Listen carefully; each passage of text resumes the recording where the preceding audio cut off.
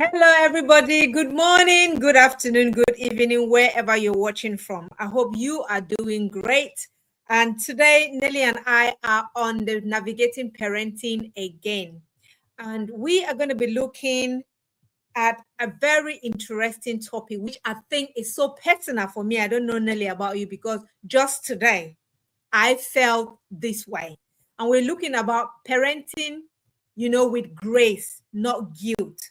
I know sometimes as parents, I've had it so many times where you miss your child's appointment. Maybe your child said something, you didn't listen well, and you miss that birthday, you miss that precious moment, and then you feel like, oh my goodness, what have I just done? And then that's where guilt creep in. So today we're going to be sharing our experiences, how to parent with grace, not with guilt. For anybody who doesn't know me, my name is Peggy Barre, and I am the founder of Arise and Thrive Academy. I'm also a survivor empowerment coach and a domestic abuse practitioner. Let me pass it to Nelly to introduce herself. Hello, everyone. Welcome to another session. My name is Nelly Kwasinwi. I'm a social worker, transformational life coach, and co-director for Hand in Hand Community CIC. Welcome and stay tuned. Please, if you have any comments, use the comment box so we will be interacting. Thank you. Great. So I think, Nelly, as we're talking, maybe the first thing or the first place we want to start is, first of all, talk about guilt. What is guilt and what is grace? Or maybe the difference between grace and guilt.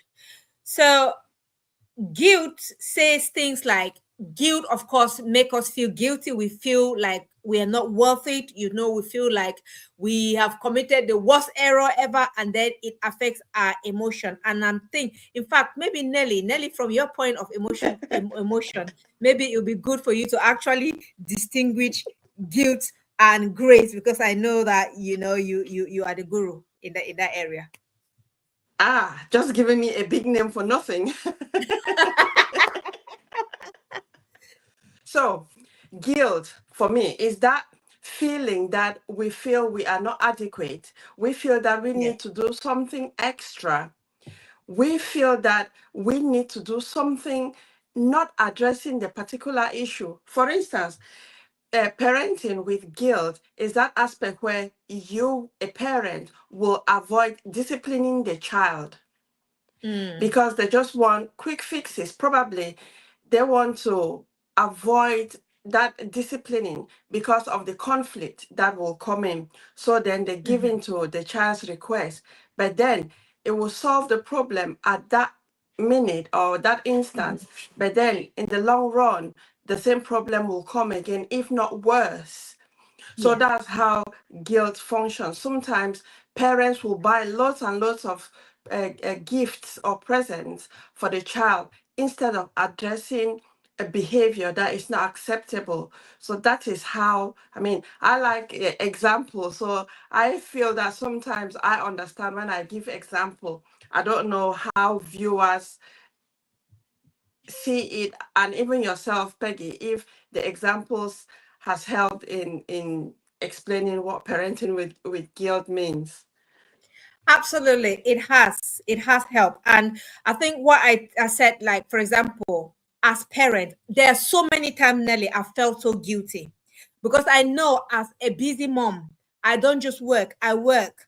I've got house chores, I've got things to do. And there are sometimes that a child comes to you and is telling you about this wonderful birthday or this event that they have to attend. Sometimes when we're not listening, we think that, oh God, we've recorded it, and then you miss it. Nelly, there are many times that I feel like, you know what? And this is where guilt comes in. And it is important that we distinguish guilt from grace. So guilt will say, I have messed up, right? I am a bad parent. But grace will say, even though I've messed up, what can I learn from it? So that's just being grateful unto yourself. And guilt is going to make us feel like we are the worst kind of parents. But grace will tell us, you know what? We are not perfect beings. We are human beings. We make mistakes. And so we should just take it lightly on ourselves. So I feel that is the different, that is the differences. And like I say, we feel it every day, we experience it every day. But how can we be able to parent without it actually affecting our own well-being? So that's why Nelly and I are going to be talking about today. So So just before yeah. we go to the point, when we talk Mm-hmm. of parenting with grace, it Mm-hmm. doesn't mean that we give our children all that they need or all that they Yeah. ask for. Mm-hmm. Saying no can be a response in a graceful way. Because Yeah. as a parent, you might realize that what that child is requesting for at that moment might not be to their advantage. But because you Yeah. know it from a different perspective and you say no, doesn't mean that you are not caring or you don't care about your child.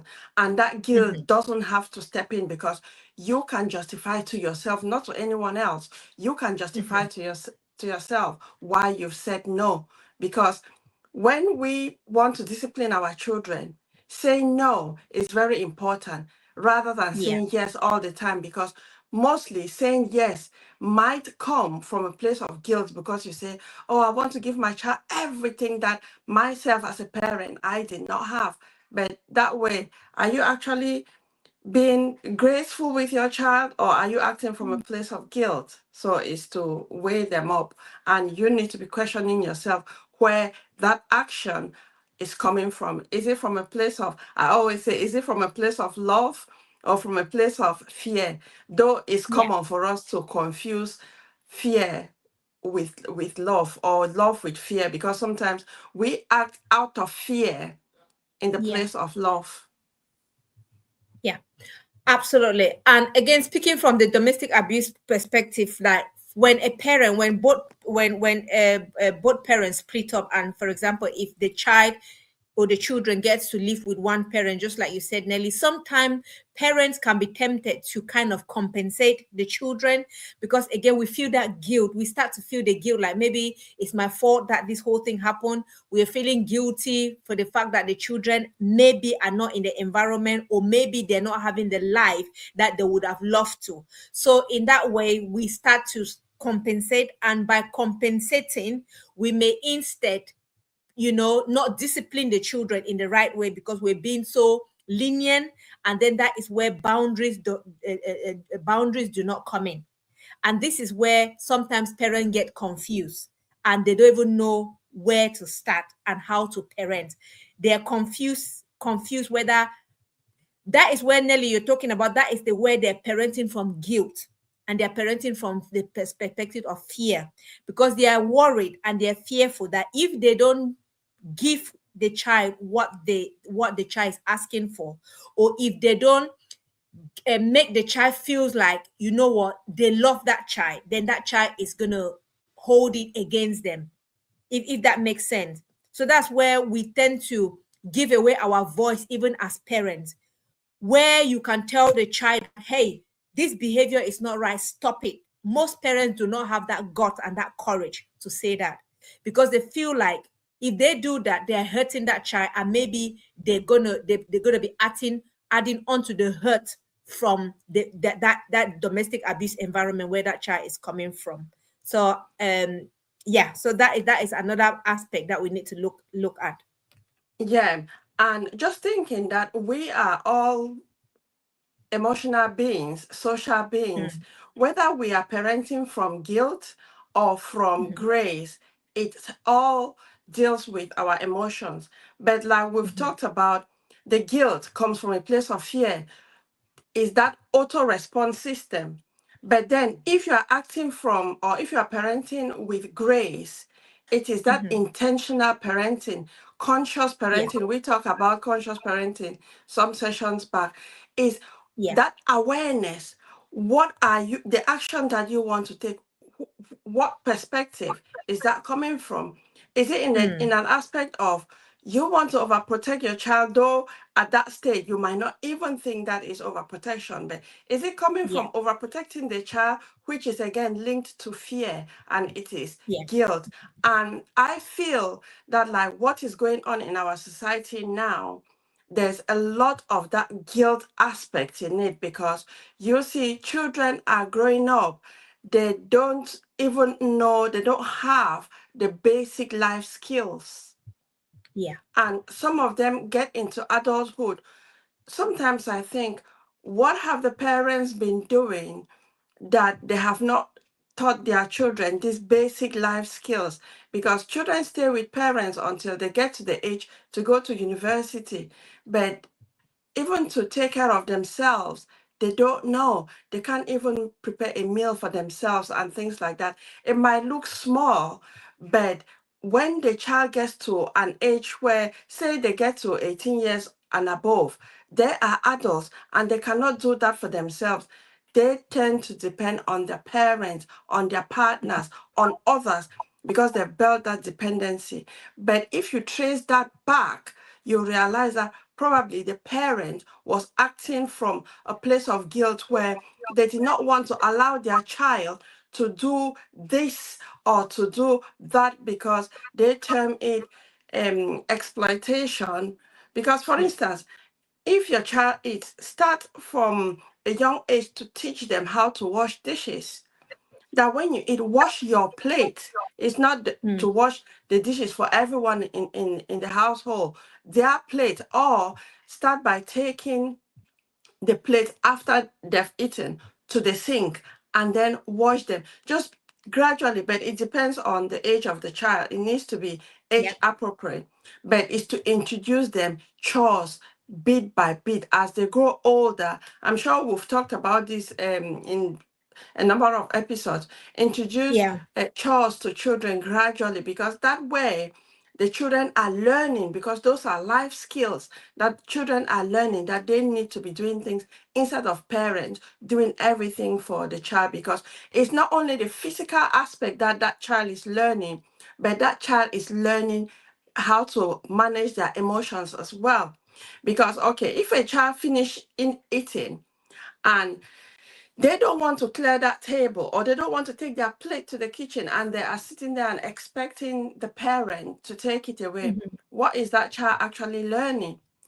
When the child knows that they don't have to clear the table when they eat, they've already mentally, they've developed that mindset that some other person is going to clear the table. And then imagine Mhm. the next time they want to eat, they expect to eat from a clean plate. Who is the person who has watched it? So it's for parents to be mindful the discipline that they have in place. Is it coming from a place of grace or from a place of guilt? Just to be questioning, because we will know. But the funny is, sometimes, most of the times actually, when people realize that it's coming from a place of guilt, they want to justify why. They'll say, I don't let my child do this because, but.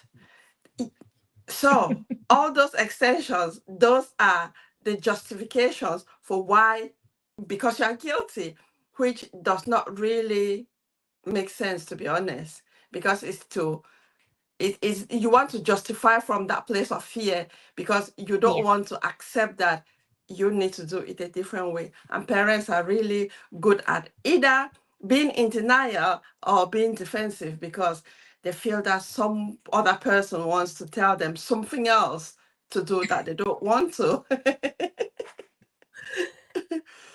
That is so true, Nelly. And I do feel that honestly, when we do sessions like this, we there are things that you tend to, in fact, I pick up some certain things that I learned from. There are days that I it's not as if there are days that I do parent on guilt. And I've just given like an example. Like, for example, about this dishwashing thing. I know we've talked about dishwashing thing a lot on our shows. But there are some days that when I come and the dish is full, at the back of my mind, I'm thinking, but that child has gone to school. They've been to school, they are tired, they've come back, why should they do that and all of that? But they at that point, I'm being compassionate, am I? Isn't it? As a parent, I'm thinking I'm being empathetic. Let me put it that way. And I'm thinking that I need to let it go, let them not do it. But the trouble is that if I let them not do it that day, they'll, in their brain, they'll want to leave it again the next day, just like you've explained, right?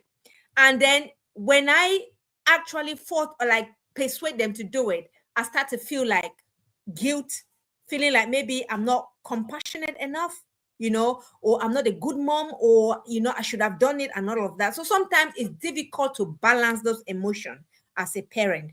But my takeaway here is that if you set a standard, if you set a routine, try as much as possible to let that routine be consistent, right? There are some days that if they don't do it, maybe because they're tired, I always like, now, Nelly, you've taught me that, just leave it there. Nothing is not going to happen. Leave it there. When they are ready to do it, they'll come back and do it, which is something that I've learned.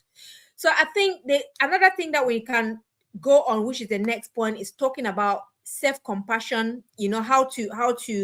How does self-compassion strengthen our parenting? So I don't know whether, Nelly, you want to introduce that, and then we explore how compassion can actually, strengthen our parenting styles. Okay, I'll start with just some research about self-compassion. That self-compassionate parenting demonstrates lower stress, and this is research from many researchers.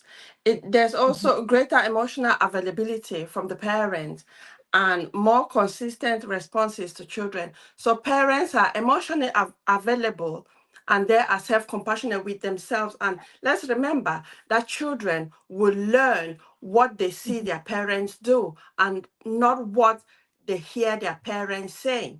So when the parent displays that self-compassion, children pick up on it. For instance, if a mother or a father is anxious about something, and let's say the child comes and that child sees the parent panicking, the parent has never told the child that panic when you are in a challenging situation, but that child has seen it and it's been registered in their mind. So when they are faced with a challenging situation, their automatic response will be they will panic. And that is how anxiety is being developed, which is very common now. So it's not, some of it might not just be from the children's own situation, but it's what they have learned from observing their parents. And the parents might not intentionally want their children to learn that, but just from the way they respond. So when you are self-compassionate, you deal from a place of awareness, from a place of consciousness. You are intentional in what you do, how you say, just everything. But it Yeah. doesn't mean that there will be times where you cannot feel guilt or you cannot have thoughts of guilt, because you cannot stop the thoughts that come into your mind, because we go through thousands and thousands of thoughts in one day. But you have control over what thought you want to focus on. And that is the main thing. Because sometimes, Peggy, like you said, the guilt, when there's that moment where you feel guilt, it doesn't mean that you are not self-compassionate. It's the thought coming in. But then you can acknowledge the thought and dismiss it. Some other people will dwell on that thought. So that's where the difference comes in. So it just depends Absolutely. on you being intentional, being conscious of what you allow in your mind, but start with yourself, because our children will learn through observations from us. That is so true. And it's just talking about, today I was listening to one podcast, and was talking about the power of parents seeking for help. And the lady was talking about, where it was about adolescents. And the lady was talking about the importance of us parents learning to put our own life mask. Is it life mask? Put our own life Oxygen jacket mask. first. Oxygen mask, that's the word. And she was talking about the importance of putting our own oxygen masks first, because our children, yes, they go through a lot, during the daily challenge. They've gone to school. We don't know what has happened. We don't know what has transpired. And when they come back, they are overwhelmed. They have issues that they're dealing with that maybe they cannot talk, right? But then again, maybe they cannot say it because they're looking at us. We're feeling so fragile. We haven't got our oxygen masks on, So we are not ready to actually take on and absorb what they can tell us. So that's why sometimes they actually just go quiet in themselves. So she was saying that as parents, we need to learn to be conscious, just like you said, Nelly. We need to have that self-compassion for ourselves. And self-compassion means that recognizing that maybe you got a weakness in an area and you can go to learn that weakness. Let me take for example, if I've learned over the years, or over these years that I've learned to parent as a single parent, I've learned that when I have self-compassion, when I feel compassionate for myself, it actually builds my confidence as a parent. Because when I feel that way, I'm having that grace for myself. I'm not condemning myself because I see myself like I'm a human being. I make mistake. There are days that I'll mess up even as a mom, right? And when I mess up, it's having that grace and that courage and that confidence enough to accept and put your hand up and say, you know what, guys, I've messed up, but I'm just human. Because when we start to parent from that point of grace, we are telling our children that it's okay sometimes to mess up, but you messing up does not feel condemnation.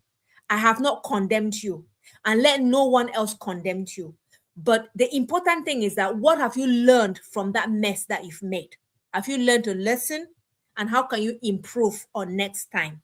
So for me, I've learned that parenting from grace, when I parent with that mindset, and I'm not holding myself guilty, it actually gives me the confidence. And by doing so, my children tend to believe in me. When I speak, they can listen because they are watching me, just like you say, Nelly. Our children watch what they mimic who we are, they mimic what we do. So it's about learning as parents that every day we can try our best to make sure that we are the representative of, we can produce something best that our children can copy from. Yeah. So Nelly, I don't know whether you have any point there to add before we move to the next point. I think we can move to the next point.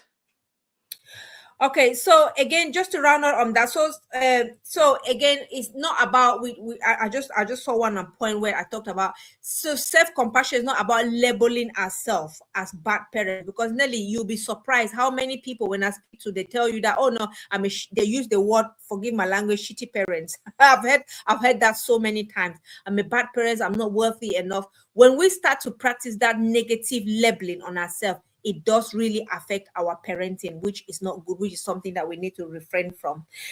The next point we want to talk about is learn. Just before you go to the next point, just at the back of what you've talked about, like when parents label themselves that I'm a bad parent, it's coming from a place of shame. Yeah. And that shame is linked to guilt and linked to fear as well. And when you do that, the children copy, like we've talked about. The children mimic what we do as parents. So for you to start taking a step out of that mindset is for you to start questioning yourself. When was the first time you had the belief that you are not a good parent? Where did you hear that from?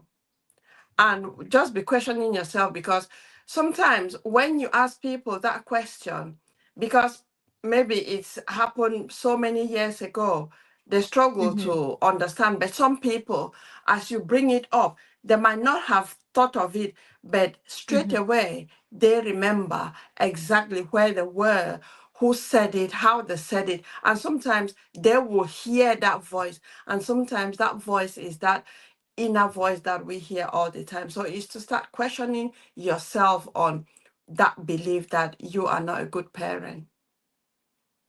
That is so true. The next point I think that takes us nicely to the third point, which is talk about parenting with grace. Also means we need to distance ourselves from unrealistic expectation. And this is huge, Nelly, because Yeah. I feel like the society is putting a lot of pressure on parents. There is a standard out there where we're watching on social media, how parents are doing this with their kids. Oh, they've bought that with their kids. They are going on holiday. They are doing that. And if you are a parent or a single parent that you're just barely struggling to make sure that you put food on the table for your children, you can start feeling that guilt. You can start feeling that sense of unworthiness, that you're not giving your kids what is expected or what they need. So, and this is where that unrealistic expectation is coming from, based on what we are watching on social media.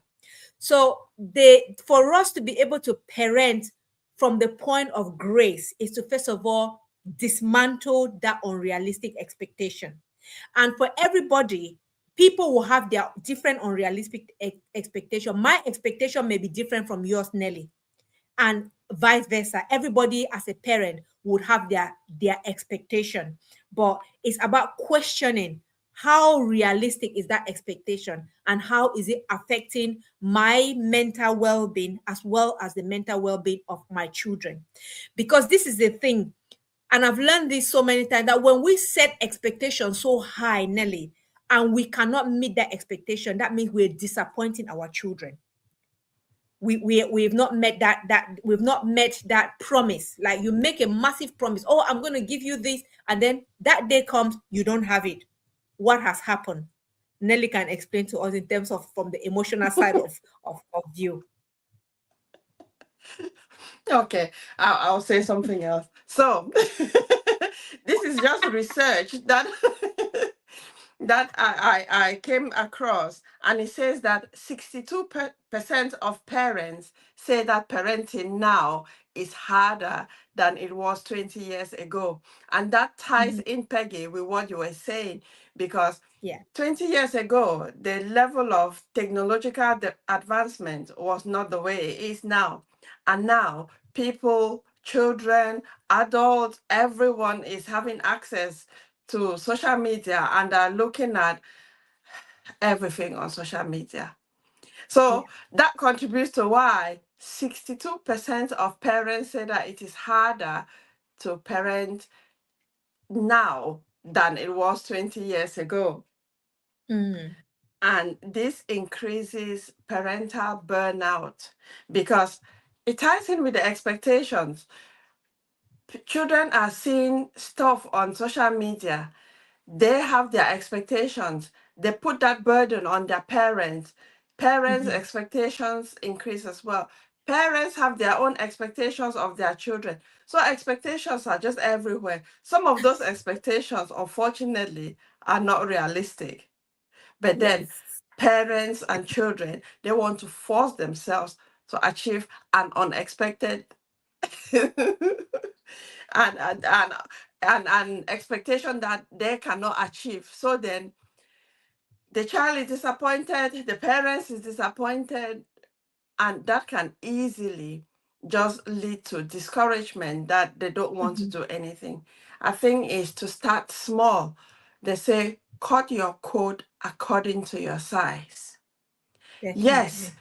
social media might be there doing its own thing.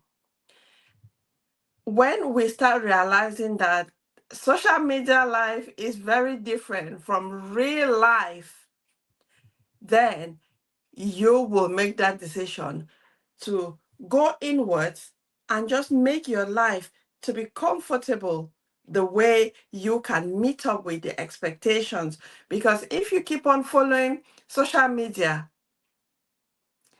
there'll be a time where you will not even be able to do anything.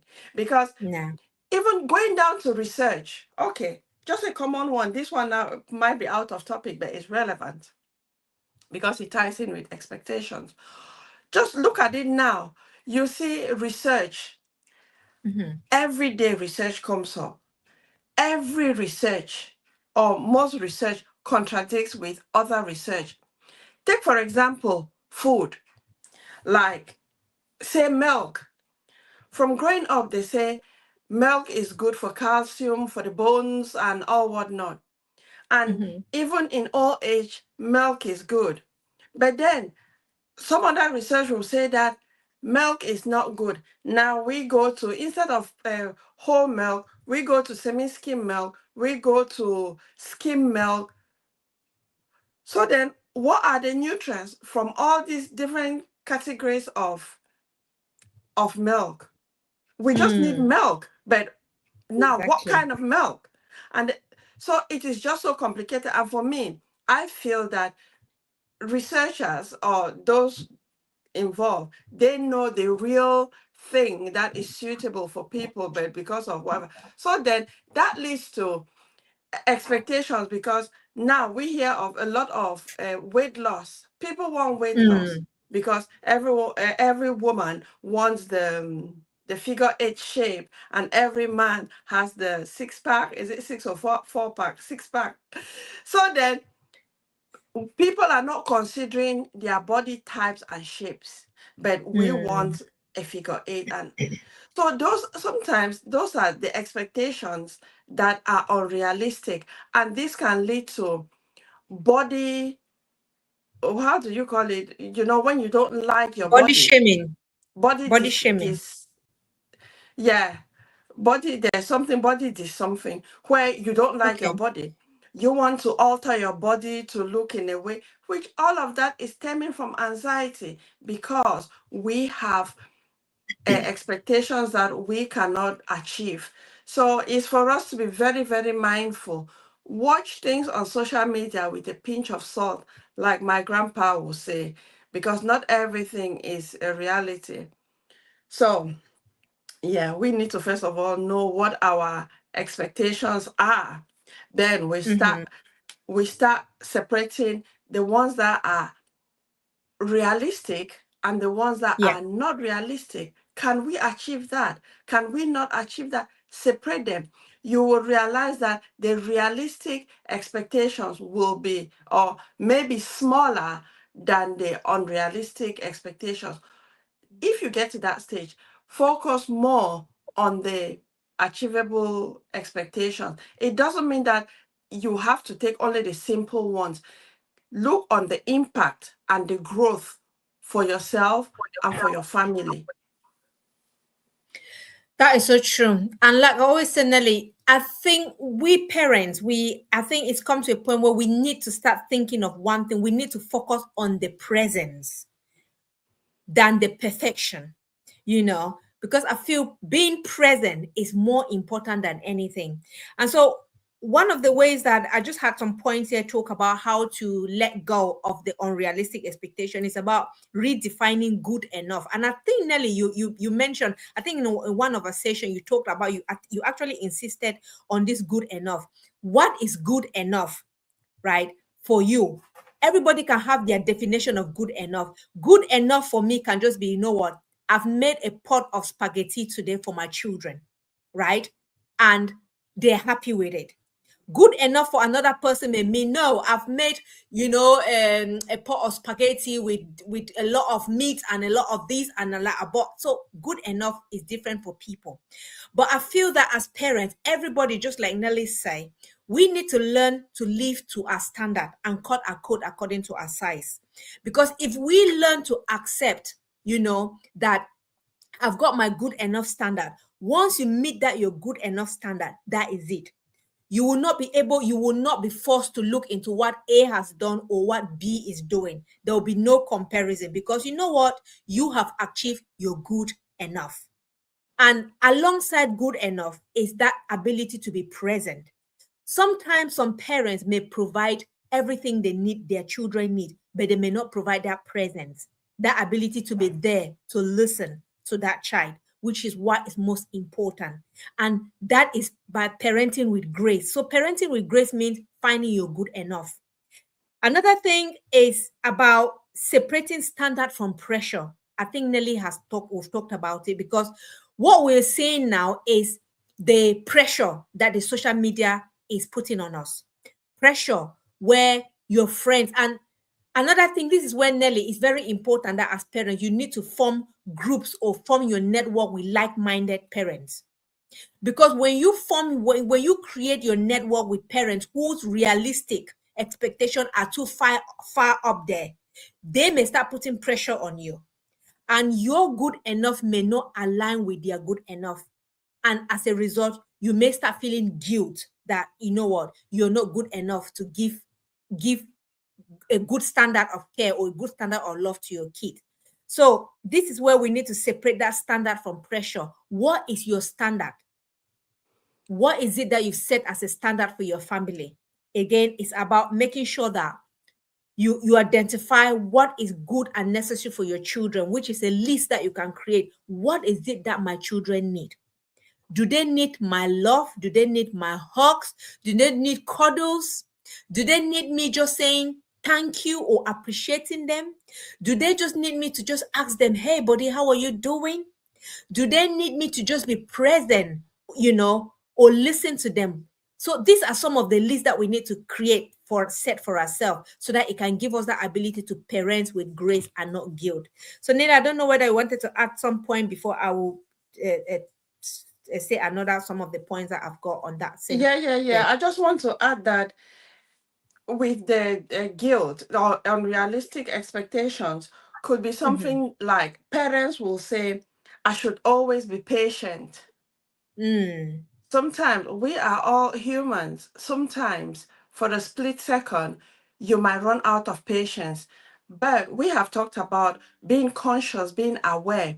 When you realize that you've moved out of where you want to be, that consciousness is to take a step back. And that is why, like most sessions, I think, if not all, I talk of taking a pause, stop. Yeah. Because that emotion, let's say something unexpected happens and that patience, you just run out of patience and probably you start panicking, which is okay.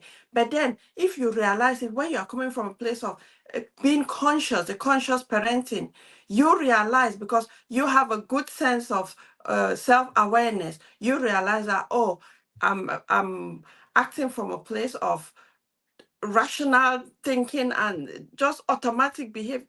I need to stop. So then you stop yourself. And then that moment that you stop, it helps you to refocus. You start thinking, okay, this has happened. What do I need to do? But when you have that thought that you always have to be patient, sometimes it might be very unrealistic, because let's say a child has a tantrum, and instead of focusing on the behavior, you might just want to, or instead of trying to find out what is going on with the child that they are behaving that way, or what is the trigger, probably it might just be easier to pick up the child and go with the child. But then what does the child learn from there? And then another one is, another expectation might be that a parent say, my child always has to listen. Is that coming from a place of control, or is that coming from a place of consciousness where you want to promote independence for that child? So it's for us to be aware of the thoughts, most especially because we might be relating to our own experience. And with this aspect of, I'm sure Peggy, we've talked about this, like when you call for a child, and my expectation used to be, when I call for you, you come straight away. And when I was reflecting on that, it was from my parents, because like my mom, when she when she used to call for us, before she finishes your name, she expected you to be there no matter where you were. And I had been me and my siblings, we were doing that, because when we hear our name, whatever you are doing, just drop that and run to my parents. But then with my children, especially my son, is very different, because I'll call for him. If he happens to hear, because sometimes he'll be in his room with his headset on and playing his game, and he might not hear me. But sometimes when he hears me, he will say, yes, Mom, I'm coming in a minute. And then that in a minute might be 1 hour, 2 hours, and sometimes he will even forget. And then sometimes he will even refuse that he did not hear me call for him. Yeah. And I was like, but you answered and you said, just a minute, mom. But so we need to be mindful of those expectations. Where are they coming from? Mm-hmm. And if you want to know that you have realistic expectations, it should be like connection before correction. Because Yeah. yes, we all make mistakes, but then acknowledge the child before the correction. And this one, it takes me back when we were younger, when we did something wrong. Sometimes we didn't even really understood what we did wrong, but we got the punishment for what we did wrong. And at the end, we didn't even learn because we didn't know what we did wrong in the first place. And then the next one is consistency over perfection. I know you've talked about this, Peggy, because Yeah. sometimes we want to be perfect. Speaking with a few parents, they say, I'm very perfect. I do everything right. Everything is in place. Sometimes that's coming from a place of fear, unfortunately, Mm. because you are being overprotective. Because, like, sometimes I know we talk about this a few times, because sometimes I wouldn't deny that my house sometimes is like a tip, Mm. because we want to arrange things are just here and there, here and there. For me, I care how we feel in my house, and not that if A comes, what will they say about my house? If I have a Mm. visitor, that person comes for probably 30 minutes, 1 hour, but I stay in that house for 24 hours. So I've got to that stage where I don't need to please anyone. I need to make sure that I do what I feel comfortable with, and my Mm-hmm. home is the most comfortable place that I can ever have. So it's for us to be more consistent in our parenting than Mm-hmm. wanting to be very perfect, and also repair more powerful than being perfect. So it's those Yeah. corrections again. Yeah. Yeah. That is so true. Some of the points that you talked already overlaps even with some that I had, which are really, really Okay. great. And when you were talking about, being again, it comes back to that conscious parenting where we have to just be conscious of our behavior. Is it coming? One thing I've been learning from you a lot, is it coming from a point of fear or from a point of love? It's very important to distinguish the two. If I know that it's coming from the point of fear, that it is my own experiences that is actually pushing me to do this thing, then that's where I need to pause, and then reflect. And one thing that, again, we talked about parenting from the point of grace is we need to stop comparing somebody's chapter from another. Everybody, I always say, everybody has got their lane. Some people are on the fast lane, some people are on the slow lane, some people are on the crawling lane when they're just crawling like snail. But the most important thing is that at the end of the day, we're still going to get to our destination. So as a parent that you're struggling, maybe as a single parent, at the moment you may be on that crawling lane where things seem so slow. Yes, things are slow maybe because you cannot do full-time job. You cannot go to work a full-time job because maybe your kids are still young. Things may be slow, maybe because you know what, you cannot even, take on full-time job because of one thing or another, or you cannot earn as much as another person is earning. So it is about getting to a point in your life where you can accept that, you know what, I am in my lane. Even though I'm slow on this my lane, I am getting to my destination. What is my good enough? And that is why it's important to set that you're good enough. My good enough is that my kids have had a meal, and gradually, when we stay in our lane, it takes off that guilt. We will not be parenting from guilt, we'll be parenting from grace, because at the back of our mind, we know that we are getting somewhere, even though at the moment it's slow, but we're getting somewhere. And Nelly, you talked about something which was important about we need to practice a self talk reset.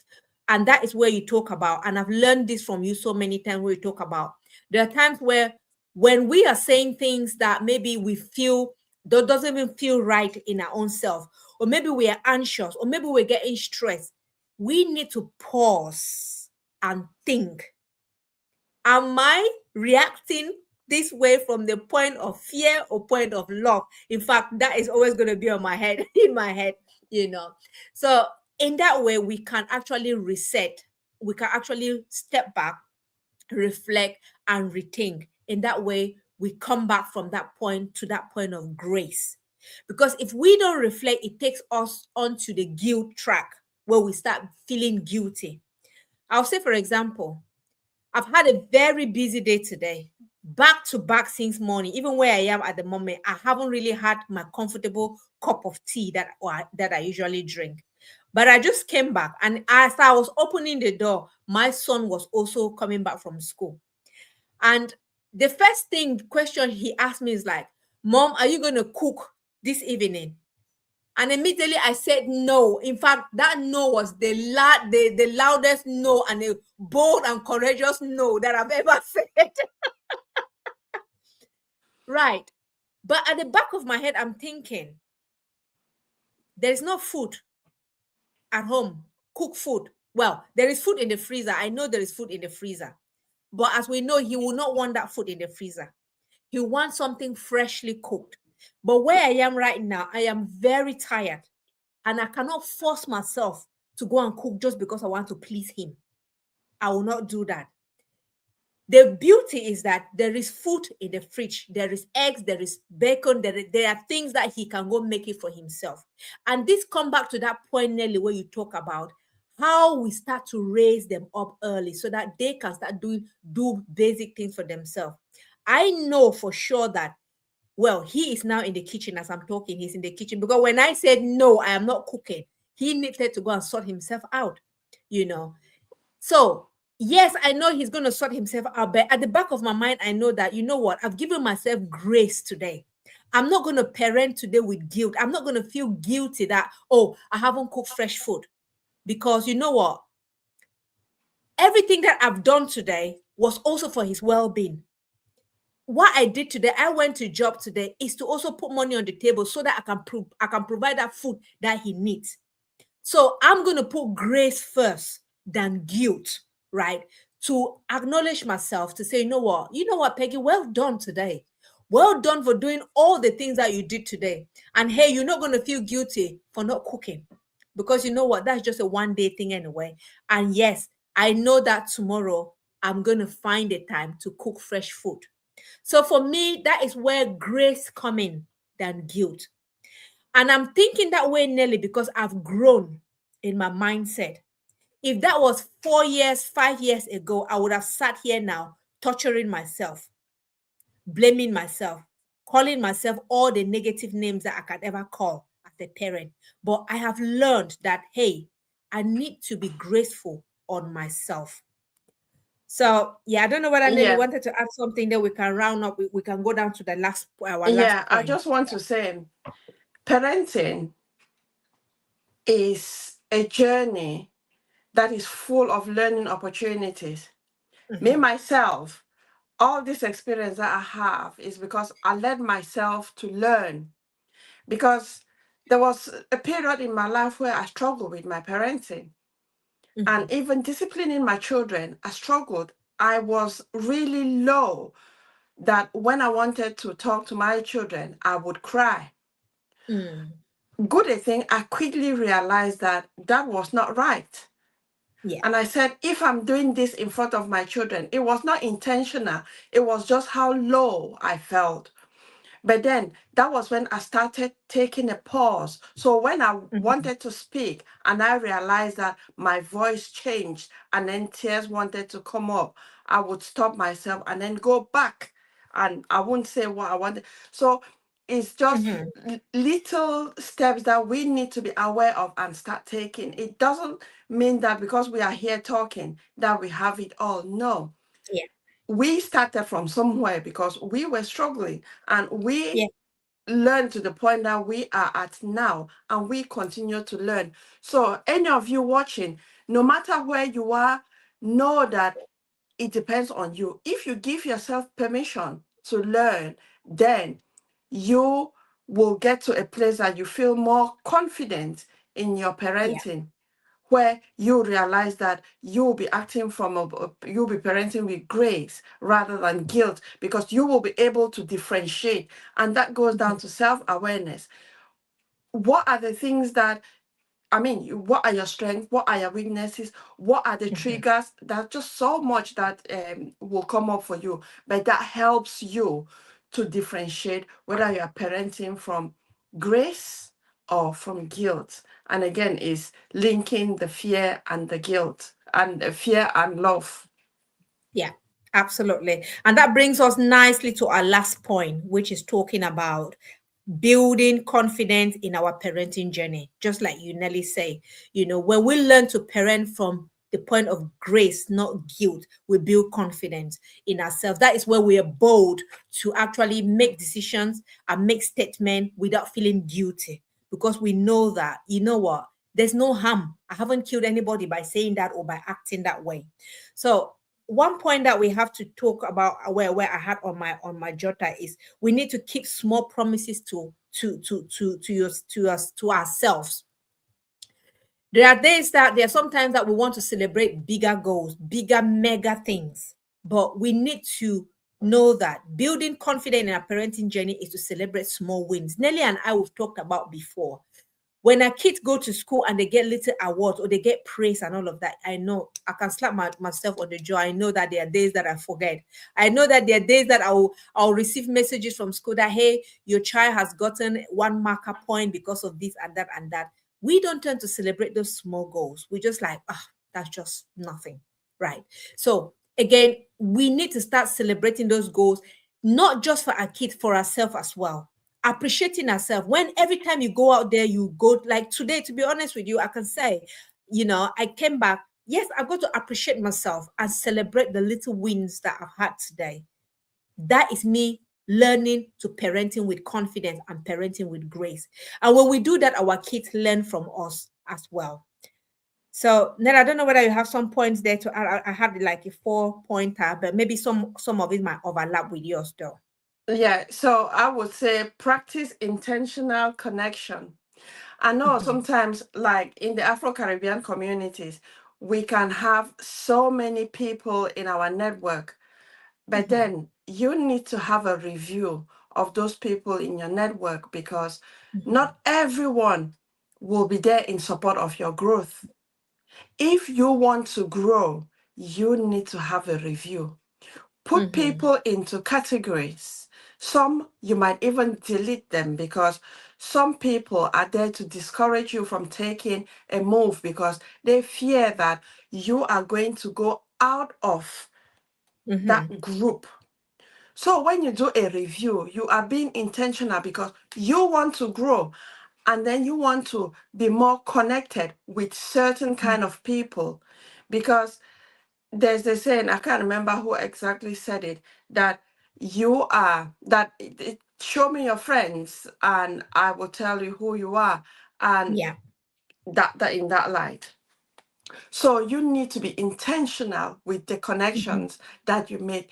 If you are connecting with, say, your group of friends are those that you just gossip about, if it's me, I've never belonged in such a group.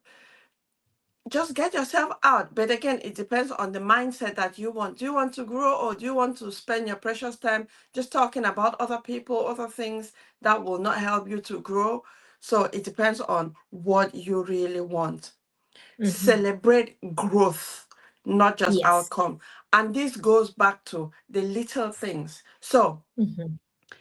one thing that I say in my house, like over and over, is thank you. When my children eat and they tidy the sink, I go to each of them. I say, thank you for washing the plates. Mm. Thank you for, I always specify the particular thing so that they register. Because if I just say thank you, it'll be like, what are you thanking me for? Because they Mm. know. And I have realized that when I do that, they do that same thing, because though they don't say that they're happy that I've thanked them, but it's something that it makes them feel good. So then they Mm. repeat that same behavior. So for a while now, I haven't had that that situation where I always have to say, wash your plate, wash your plate, wash your plate. Because I think it's because I keep saying, thank you for washing your plates. And then Oh. how does the kitchen look like? Now, how do you feel seeing the kitchen like that? And then it's always it's better. Like just today, my son came back and he was telling me, because yesterday, after no, he didn't go to school yesterday because he wasn't feeling well. So later in the afternoon yesterday, he tidied his room. And before he went to bed, he invited me to come out. He asked me if I've seen his bedroom. I said no. And I promised him that I will see his bedroom before I go to bed. So I went, saw the room, and I said, oh, thank you so much. Your room looks really neat. I like it this way. But one thing I'll ask from you is maintain it, because you don't want to do all this work and then you mess it up, because you are the only one in that room. So Yeah. when he came back from school this afternoon, he was telling me, oh, Mom, I really like it when my room is tidy. And what I have learned is it's better to tidy it when it's a little messy than to leave it till it's really, really messy. I said, Yeah. yeah, yeah, that's really good. I said, what made you come to that realization? And he said, it's just because I tidied my room yesterday, and when I walk in it now, I really like it. I said, you see, Yeah. just maintain the room. So it's just little things that you communicate, because I am communicating with him, but I don't know actually how he feels. But I Mm-hmm. think he feels positive. That's why he again today came up with the state of his room. So it's just little things. We are all learning. We're all work in progress. I'm definitely taking that technique with me. Thank you. Right. If that is going to solve the problem of if that's going to solve the problem of washing the dishes, I'm going to be saying thank you. You know what I say is, try whatever you can. Try the first time, try the second time. If it works, why not continue until when it stops working? Because when it works once, it doesn't mean that it worked the whole time. That's so true. Yeah, and another point that I just wanted to add before we round up is about we need to focus on repair without shame. Because, like we said before, every day is not going to be perfect. There are days that we're going to mess up as parents, because you know what? We're just human beings, right? But when we mess up, it's about repairing with grace. And repairing with grace is just like Nelly said again, step back, reflect, and say, you know what? Hang on. What is it that when I said that thing, how did I feel within me? There are certain times, there are things that sometimes we get over it, or we don't learn from it. It's just not because we don't want to, but it's because we haven't really taken that step back to reflect on that thing that we've said or done. It's about asking ourselves, that thing, that statement that I made, how did it impact that person? Was it the right way to say it? Because remember, they say it's not what we say that matter, is how we say it, right? So when we may, even when we miss that appointment, is let's come to the point to apologize. There are times that I've missed appointment, like key event for my kids and my son, and I come back and I am right. And surprisingly, he will be the one to instead console me. He would tell me that, you know what, Mom, don't worry. It was just a birthday party. Don't worry. I'm going to speak to my friend and just apologize, that I didn't turn up. So again, sometimes it's about realizing that we can make mistakes, we can make errors, but we need to be graceful on ourselves and even communicate how we feel to our kids so that they in their way can, in a way, support us in their own little way you know there are days that you can say, okay, I'll make it up to you, right? But then with parents, again, if we say we're going to make it up to them, make sure that next time try and make it up, because if we miss it again, then that's where they're going to hold our words against us, and that's where they're going to start seeing our weakness and like we're not serious. right?